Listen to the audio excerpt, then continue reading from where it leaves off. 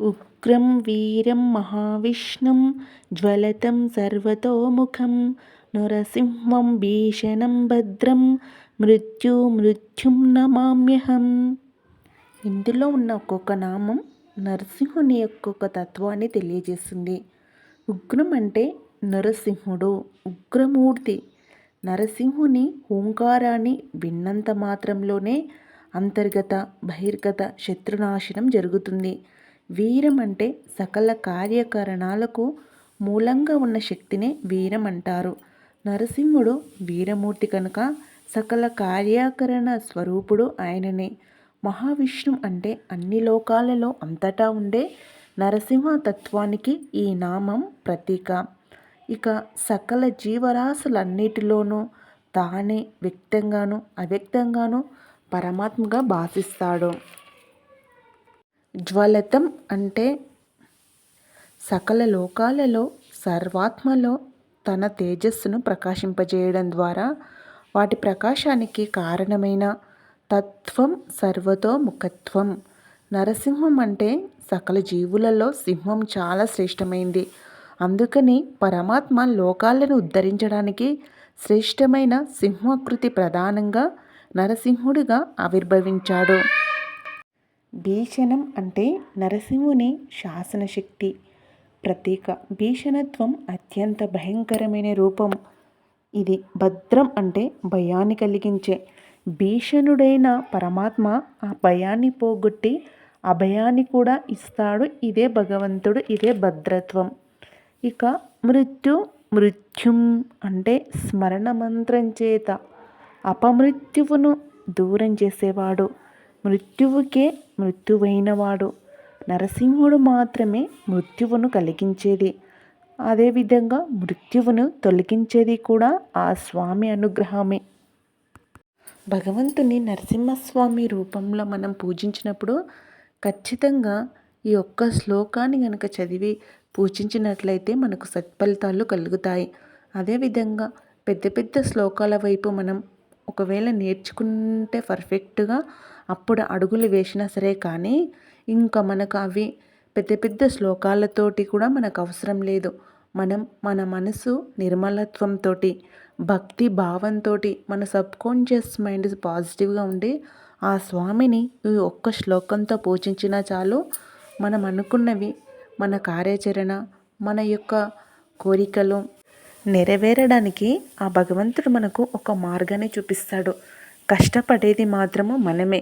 కాకపోతే ఆ కష్టాన్ని ఏ విధంగా పడాలి, ఎప్పుడు కష్టపడాలంటే మన సబ్కాన్షియస్ మైండ్ను పాజిటివ్గా ఉంచుకోవాలి.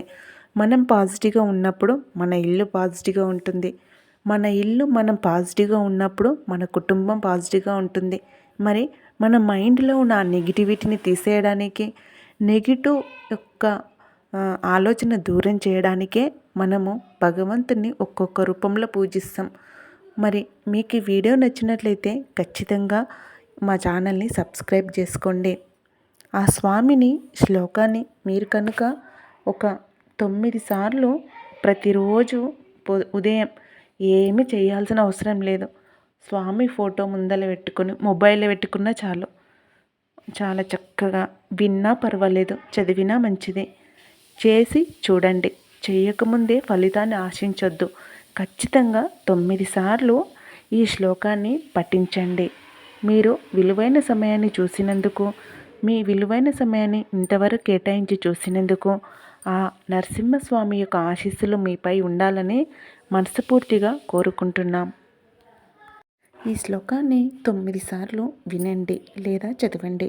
ఉగ్రం వీరం మహావిష్ణుం జ్వలతం సర్వతోముఖం నరసింహం భీషణం భద్రం మృత్యుం నమామ్యహం. ఉగ్రం వీరం మహావిష్ణుం జ్వలతం సర్వతోముఖం నరసింహం భీషణం భద్రం మృత్యుం నమామ్యహం. ఉగ్రం వీరం మహావిష్ణుం జ్వలతం సర్వతోముఖం నరసింహం భీషణం భద్రం మృత్యుం నమామ్యహం. ఉగ్రం వీరం మహావిష్ణుం జ్వలతం సర్వతోముఖం నరసింహం భీషణం భద్రం మృత్యుం నమామ్యహం. ఉగ్రం వీరం మహావిష్ణుం జ్వలతం సర్వతోముఖం. నరసింహం భీషణం భద్రం మృత్యుం నమామ్యహం.